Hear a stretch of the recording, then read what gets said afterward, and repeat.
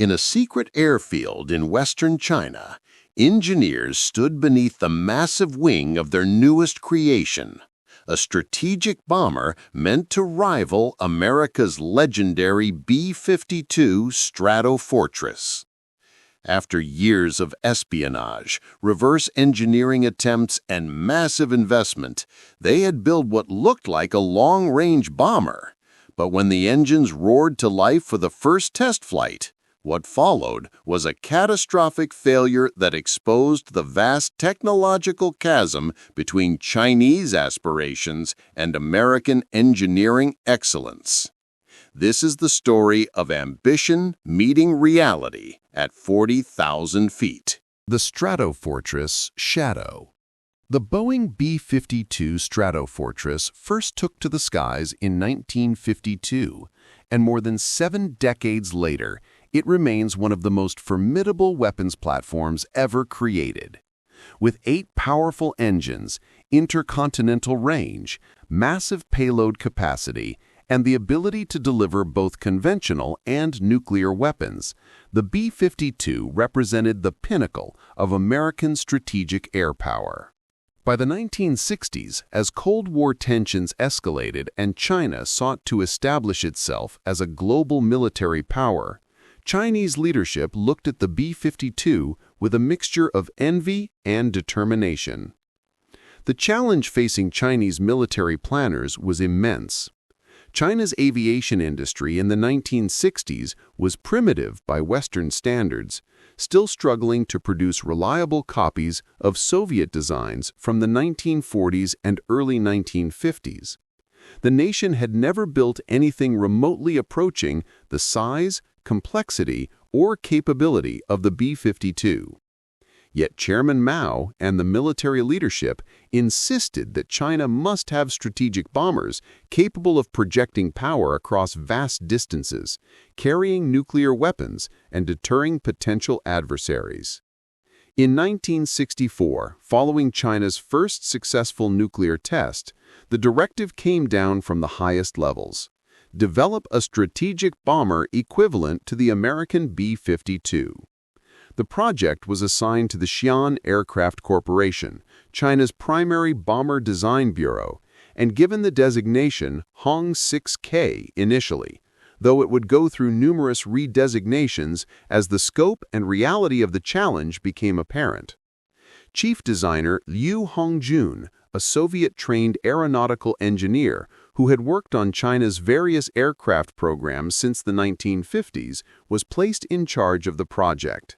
At 52 years old, Liu was one of China's most experienced aircraft designers, but even he recognized that what was being asked was nearly impossible with China's current capabilities.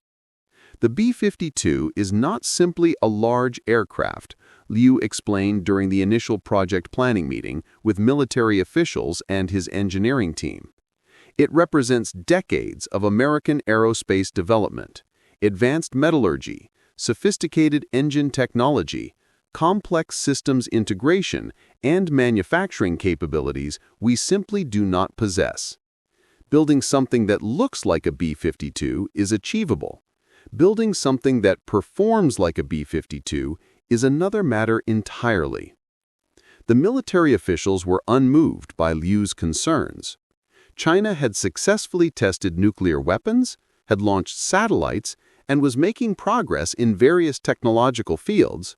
Surely, they argued, building a large bomber was achievable with sufficient dedication and resources.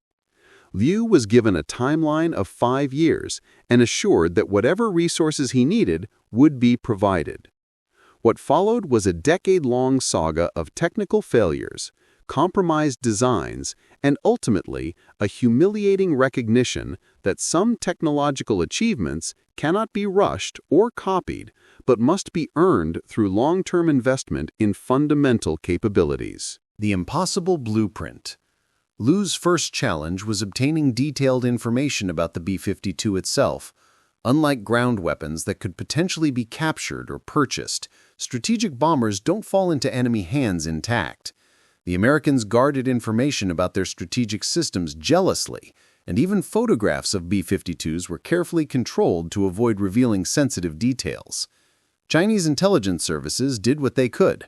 They obtained technical manuals through espionage, photographed B-52s at air shows and during operational deployments, debriefed Soviet pilots and engineers who had studied American bombers, and analyzed every scrap of information available in open sources. By 1965, they had assembled a substantial dossier on the B-52's basic specifications, configuration, and systems. But the information was fragmentary and often contradictory. They knew the B-52's approximate dimensions, wingspan of 185 feet, length of 159 feet, and height of 40 feet. They knew it was powered by 8 turbofan engines producing approximately 17,000 pounds of thrust each. They knew its range exceeded 8,000 miles unrefueled, and that it could carry up to 70,000 pounds of weapons.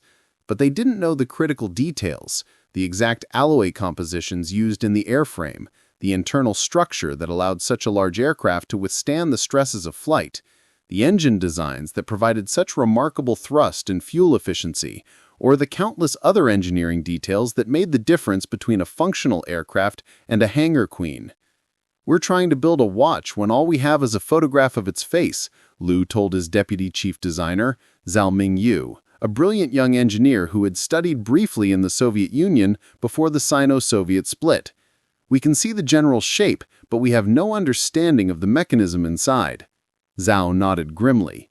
"Then we'll have to reinvent the mechanism ourselves. We know it's possible. The Americans have proven that. We just need to solve the same problems they solved." This optimistic assessment would prove painfully naive. The Americans hadn't simply solved problems, they had built an entire aerospace industry over decades, accumulating knowledge, developing specialized materials and manufacturing processes, and creating an ecosystem of suppliers and subcontractors that could produce the thousands of components required for such a complex aircraft. China would have to replicate all of this, and do it quickly, with limited resources and information. The metal that wasn't there. The first major obstacle emerged during the airframe design phase. The B-52 structure was built primarily from aluminum alloys, chosen for their combination of strength, lightweight, and workability. But not just any aluminum.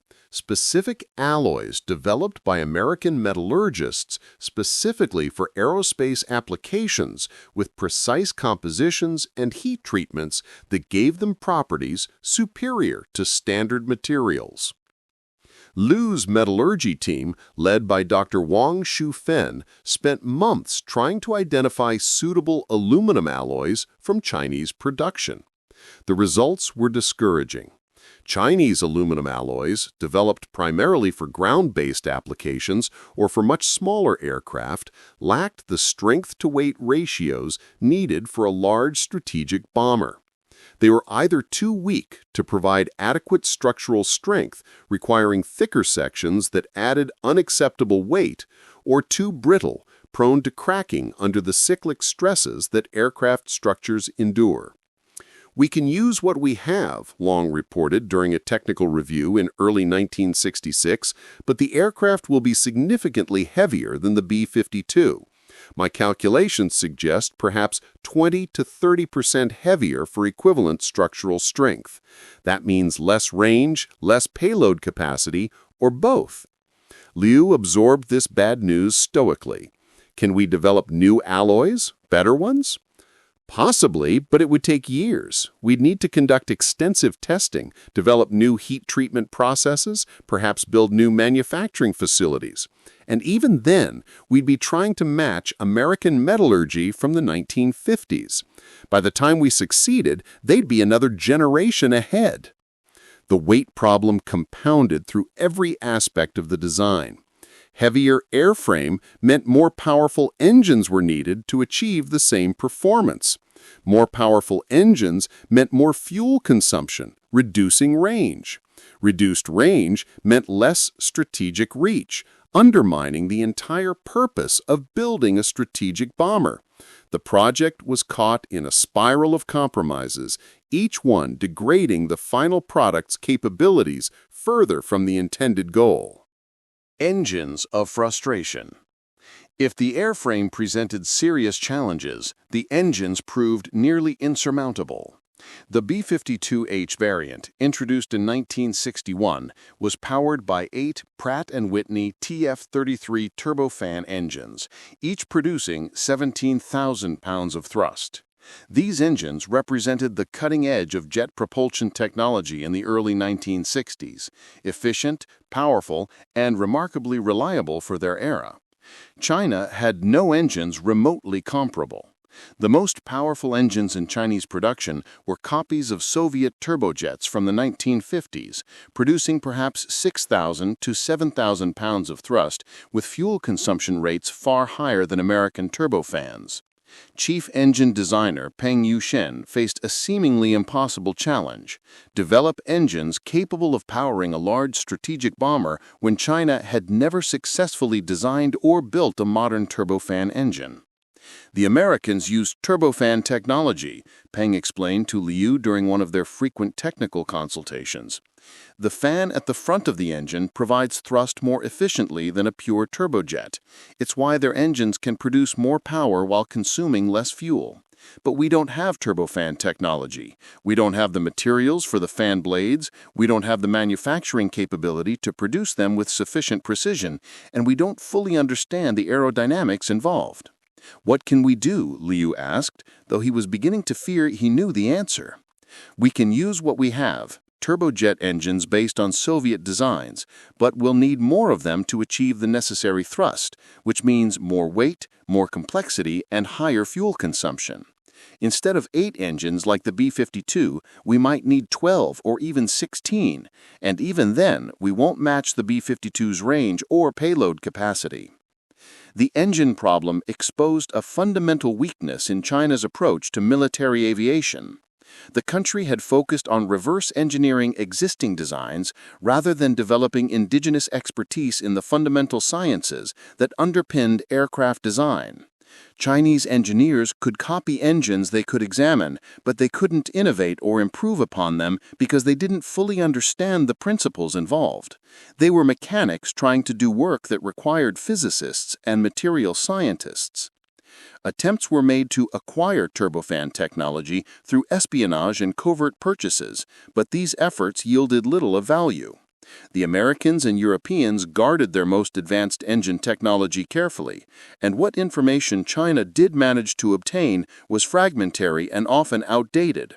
The Soviets, who hoped for sharing such technology, had become antagonists following the Sino-Soviet split of the early 1960s and were unwilling to help. The Widowmaker. Despite the mounting evidence that the project was fundamentally flawed, political pressure demanded visible progress. The Cultural Revolution was in full swing by 1966, and technical caution was increasingly seen as counter-revolutionary defeatism. Engineers who raised concerns about feasibility or suggested that more time was needed were subjected to criticism sessions, where they were forced to confess bourgeois thinking and insufficient faith in Chinese capabilities. Liu, acutely aware that his own position was precarious, made the decision to proceed with building a prototype using whatever compromises were necessary. If the aircraft couldn't match the B-52's performance, at least it would demonstrate that China could build a large strategic bomber. The design that emerged was designated the H-8, and it represented a series of compromises that Liu knew would limit its effectiveness. The H-8 used Chinese aluminum alloys, making it approximately 25% heavier than an equivalent American design would be. It was powered by 12 turbojet engines, copies of Soviet designs, arranged in 6 pairs along the wings.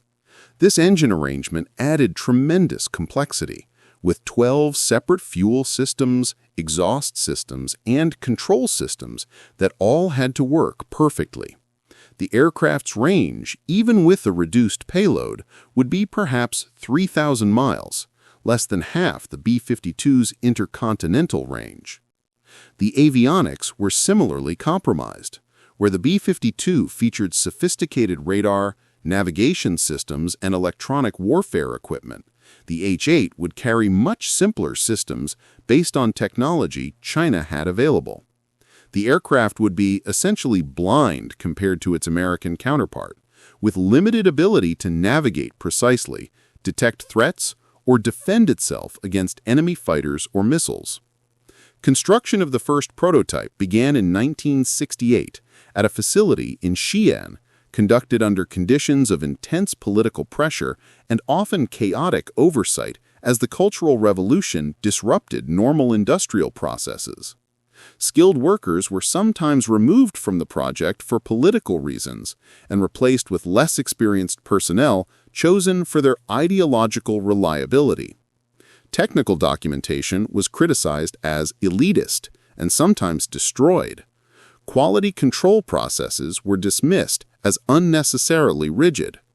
The prototype was completed in December 1969, a massive aircraft that superficially resembled the B-52, but was in almost every respect inferior.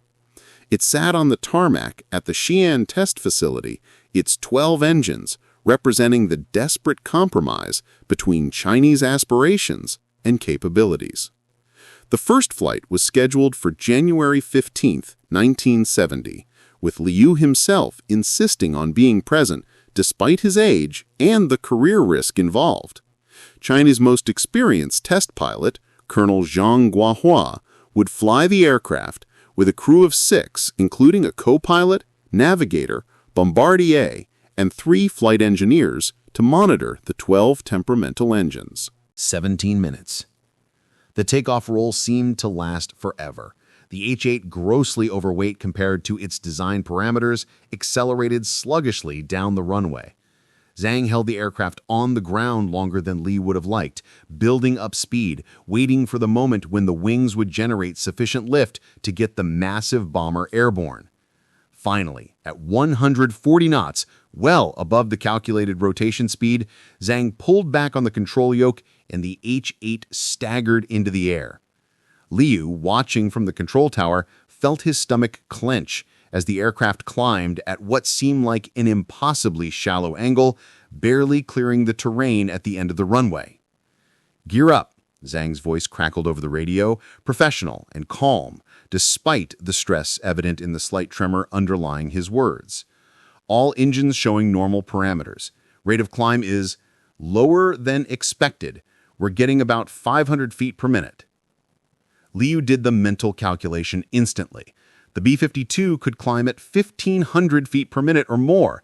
The H-8's climb rate was pathetic by comparison, suggesting that the engines were barely producing enough thrust to overcome the aircraft's excessive weight and drag. For 10 minutes, Zhang coaxed the H-8 around the test range, carefully exploring its handling characteristics. The aircraft was sluggish and heavy on the controls, requiring significant force to maneuver. The engines ran hot, several approaching their temperature limits even at moderate power settings. But it was flying, which Li took as a small victory given all the compromises they had been forced to make. Then the first engine failed. Number 3, inboard on the left wing, began to lose thrust, its exhaust gas temperature spiking into the red zone before the engine flamed out completely. Zhang shut down the engine and feathered its propeller, following emergency procedures. "Number 3 is out," he reported, his voice still calm. "We can maintain altitude on 11 engines, requesting permission to return to base." "Permission granted," the tower controller responded. "Execute normal landing approach." But before Zhang could begin his turn back toward the airfield, engine number 4, the other inboard engine on the left wing, also failed, flaming out with a bang that shook the entire aircraft. Now, both inboard engines on the left wing were dead, creating an asymmetric thrust condition that required constant right rudder and aileron pressure to maintain controlled flight. "I'm losing number 4, Zhang reported, and now the stress was evident in his voice. "Aircraft is controllable, but I've got significant asymmetric thrust, beginning emergency descent and return to field." Liu watched helplessly as the H-8 began a slow, wallowing turn back toward the airfield. With 2 engines out on one side, the aircraft wanted to roll left, and Zhang was fighting it continuously with control inputs. The bomber was descending now, unable to maintain altitude on the remaining 10 engines with the added drag of 2 dead engines. "Can he make it?" someone asked from behind Liu in the control tower. "I don't know," Liu answered honestly, his voice barely above a whisper. Zhang was doing everything right, managing his energy carefully, trading altitude for distance toward the runway. The H-8 was down to 3,000 feet, then 2,000 feet, then 1,000 feet. The runway was visible ahead, but the aircraft was still 3 miles out and descending at 800 feet per minute. Then engine number 9, one of the outboard engines on the right wing, began to overheat. Zhang saw the warning light and knew what it meant. The remaining engines, straining to compensate for the 2 dead engines, were being pushed beyond their limits. They were beginning to fail from the excessive demands being placed on them. "I'm not going to make the runway," Zhang said over the radio, his voice now tight with stress, but still maintaining professional control. "Crew, prepare for emergency landing. I'm putting her down in the open area northeast of the field." What happened next took only seconds, but seemed to unfold in slow motion for Liu and everyone watching. The H-8, now at only 500 feet altitude and 1.5 miles from the runway, suddenly rolled violently to the left as engine number 9 finally failed completely. Zhang fought the controls, trying to level the wings, but the aircraft was out of altitude and options. The H-8 hit the frozen ground left wing first, cartwheeling across an empty field in a horrifying tumble of metal, fuel, and fire. The impact broke the aircraft into 3 major sections, scattering debris across hundreds of meters. A massive fireball erupted as fuel tanks ruptured and ignited. Emergency vehicles raced toward the crash site, but Liu already knew what they would find. No one could survive that kind of impact. Zhang and his entire crew of 6 were killed instantly when the H-8 hit the ground. The prototype, representing years of work, enormous investment, and the hopes of Chinese strategic air power, was completely destroyed. Worse, 7 skilled aviators, including China's most experienced test pilot, were dead. The H-8 had flown for exactly 17 minutes before its catastrophic failure. The inquest. The investigation into the crash took months and involved hundreds of engineers, metallurgists, and aviation experts examining every aspect of the H-8's design and construction. What they found was a comprehensive catalog of failures, each one a consequence of the fundamental mismatch between Chinese capabilities and the requirements of building a strategic bomber. The engine failures that led to the crash were traced to multiple causes. The turbojet engines, already operating at the margins of their capabilities, had been pushed too hard trying to compensate for the aircraft's excessive weight. They were running hotter than designed, accelerating wear on turbine blades and other critical components. The engine control systems were crude by Western standards, lacking sophisticated monitoring and adjustment capabilities that might have prevented the failures. But the engine problems were symptoms of deeper issues. The airframe weight problem meant the engines had to work harder than intended just to keep the aircraft flying. The aerodynamic design, compromised by limited wind tunnel testing and incomplete understanding of high-speed aerodynamics, created more drag than expected. The materials, inferior aluminum alloys, lower-grade steels, and countless other components that weren't quite up to specification, all contributed to an aircraft that was fundamentally unsound. Every aspect of this aircraft was a compromise, the lead investigator wrote in his final report. Each compromise was defensible in isolation, but accumulated, they created an aircraft that was unsafe and incapable of performing its intended mission. The H-8 could not have served as a strategic bomber even if this prototype had survived its test flight. It lacked the range, payload capacity, reliability, and survivability required. The report's conclusions were devastating but undeniable. China did not possess the technological capabilities necessary to build a strategic bomber comparable to the B-52. The gaps existed at every level: materials science, engine technology, aerodynamics, systems integration, and manufacturing quality. Attempting to proceed with the program would waste enormous resources and likely result in more deaths without producing a viable weapons system. The long road. Liu Hongshan, who survived the project's cancellation but was politically sidelined for its failure, spent his remaining years before retirement working on more modest aircraft programs. He never forgot the lessons of the H-8, and in his later years he occasionally lectured at engineering institutes about the dangers of attempting to leap technological generations without building the necessary foundation. The Americans didn't build the B-52 overnight, he would tell students. It was the product of decades of aircraft development, starting with simple biplanes, progressing through increasingly sophisticated designs, accumulating knowledge with each step. They built the industrial base, developed the materials science, trained the engineers and workers, and created the institutional knowledge necessary. We tried to skip all those steps and jump directly to the end result. It cannot be done. China did eventually develop long-range bombers, but through a more gradual and realistic process. The H-6, a licensed copy of the Soviet Tu-16 medium bomber, served as the backbone of Chinese bomber forces for decades. It was progressively upgraded with better engines, avionics, and weapon systems as Chinese technological capabilities improved. Not until the 21st century did China begin to develop truly modern strategic bombers like the H-20, and even these benefited from decades of gradual advancement in aerospace technology rather than attempting impossible leaps. The B-52, meanwhile, continued flying and continues to this day, more than 70 years after its first flight.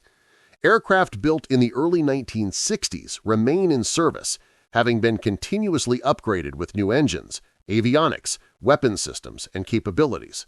The bomber that Chinese engineers tried unsuccessfully to copy in the late 1960s is still flying combat missions in the 2020s, a testament to the fundamental soundness of its original design and the depth of American aerospace expertise. The contrast is instructive. American engineers created something so fundamentally well-designed that it remained relevant across generations. Chinese engineers attempting to copy it without the underlying knowledge and capabilities created something that couldn't survive even a single test flight. The gap between the two efforts measured more than just technical specifications. It measured entire philosophies of technological development. Ghosts in the hangar. In a storage facility in Xi'an, portions of the H-8 wreckage remain preserved, not as a monument to achievement, but as a reminder of the costs of hubris.